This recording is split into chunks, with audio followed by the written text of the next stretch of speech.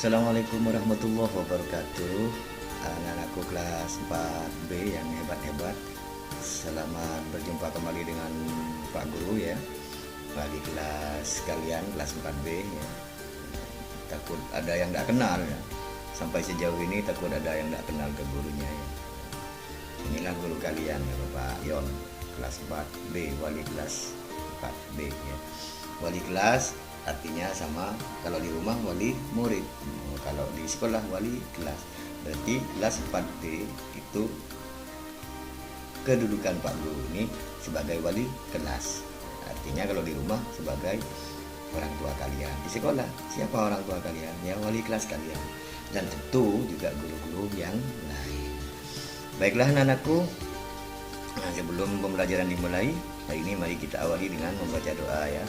Bismillahirrahmanirrahim. Kita awali dengan doa agar supaya ya apa yang kalian dapatkan, apa yang kita kerjakan di hari ini mendapatkan barokah dari Allah Subhanahu wa taala. Meskipun sedikit apa yang Pak Guru sampaikan, mudah-mudahan menjadi ilmu yang berguna dan manfaat bagi kalian. Amin, amin ya rabbal alamin. Ya, tetap semangat ya anakku. Meskipun masih masa pandemi ini, kita masih harus belajar dari rumah jarak jauh. Nah, tapi Pak Guru berupaya menyampaikan penjelasan dan keterangan di buku itu agar kalian tidak bosan, tidak jenuh dalam belajar.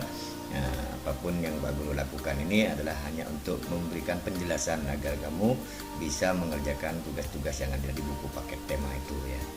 Baiklah anakku. Di sini kita melanjutkan pembelajaran keempat ya.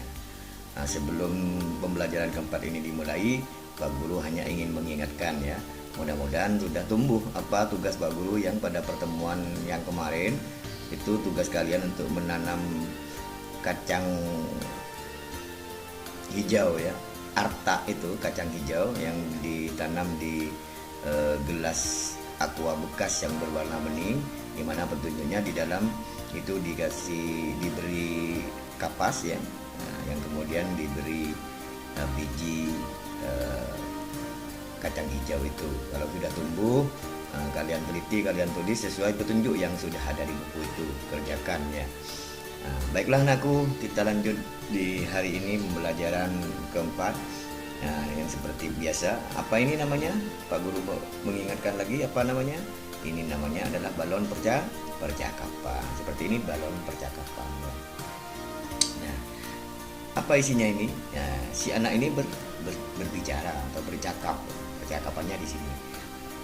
Apa dampak dari perburuan hewan liar? Sikap apa yang harus kita lakukan dengan hewan-hewan liar? Nah, perburuan hewan liar akan membawa dampak yang tidak baik. Dampak tersebut bisa menyebabkan hewan punah dan kerusakan lingkungan. Ayo kita pelajari lebih lanjut.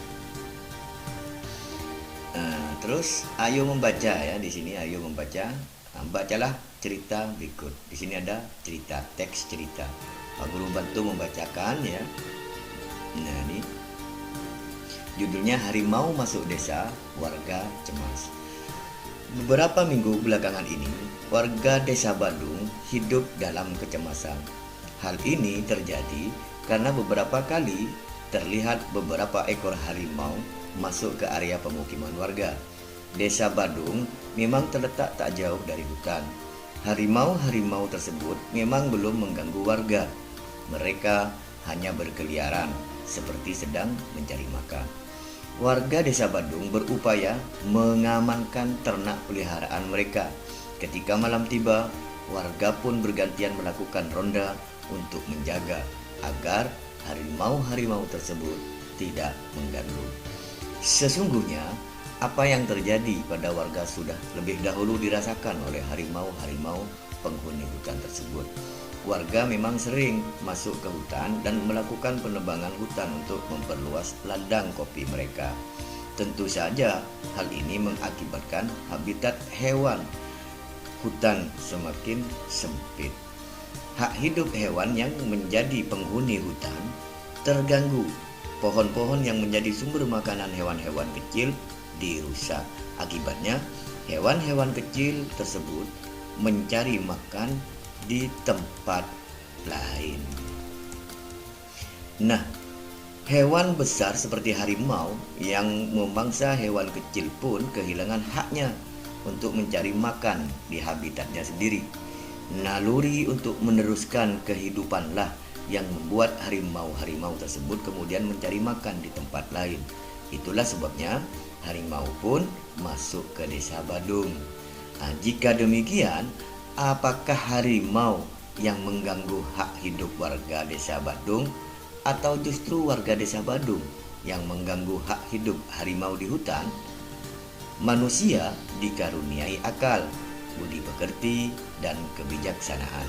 Sudah seharusnya manusialah yang memahami kewajibannya untuk menjaga hak hidup makhluk lain di sekitarnya, termasuk harimau. Ya, itu bacaan di atas itu ya. Kalian baca di buku ada ya. Terus kemudian berdasarkan teks yang sudah Pak Guru bacakan di atas, jawablah pertanyaan di bawah ini ya. Ini 1, 2, 3 dan seterusnya. Kalian kerjakan di buku kalian.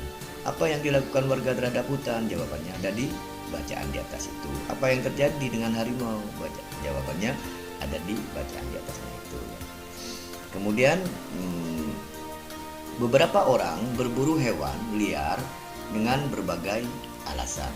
Alasannya ini untuk dibuat pakaian. Pendapatnya apa? Kalian isi lengkap ini ya. Isi di buku itu ada, kerjakan di buku tulisnya, jangan di buku paketnya ya. Ini pinjaman, nanti kan dikembalikan. Mungkin masih mau dipakai oleh adik kelas kalian yang sekarang masih kelas 3 yang mau naik ke kelas 4 ya. Nanti setelah semester 1 penerimaan raport, kalian sambil mengembalikan buku paketnya ya. Kalau sekarang jangan dikembalikan dulu, mungkin bisa digunakan untuk belajar. Nah, kemudian lanjut di halaman 72 ini, ayo berlatih ini. Nah, ini ada sudah dari soalnya sudah ketemu ini. Ada 3, 1/6, 2, 4/5, 4, 3/5 dan seterusnya. Ini adalah pecahan.